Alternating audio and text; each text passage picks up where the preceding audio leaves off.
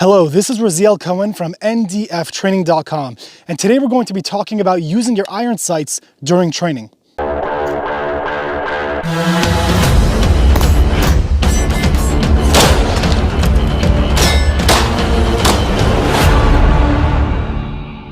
There are a huge number of new gun owners in the United States throughout the year of 2020. There's a massive increase. Now, what a lot of them are doing is they're purchasing their first rifle, they're purchasing their first AR, and they're going to put a red dot on their AR, which is a good thing. Rifles with red dots are usually going to be easier to aim, and you can usually get faster target acquisition, and it's also easier to be able to train using both eyes open. The issue is that a lot of people don't understand the importance of training with your backup sights. Now, a lot of you who have a lot of experience as shooters might not remember the last time you actually practice with your iron sights, and that's a bad thing, because even though the optics that we have available to us today are very reliable and very good, we need to be able to understand that if something were to happen to it, we need to be able to know and be able to practice using our backup sights. So today's drill, we're just going to be focusing on turning off our red dot and using our backup sights.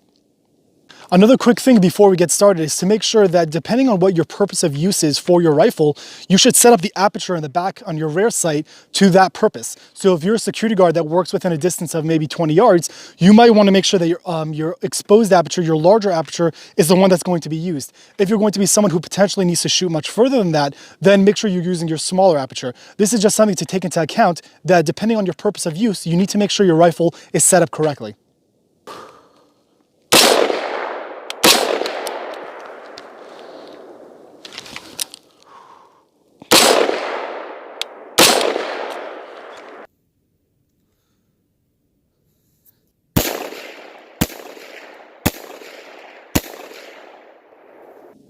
So this has been training with your backup sights. It's obviously a very important thing to do, and another really important thing to mention is that if you're a brand new shooter, you shouldn't overlook using your iron sights. In fact, before you even practice with your red dot and get very proficient with your red dot, you should first be very proficient with your iron sights. Yes, red dots make things much easier, but it's very important to understand the fundamentals of an AR-15 or any rifle that you end up using, and making sure you understand those backup sights is very important.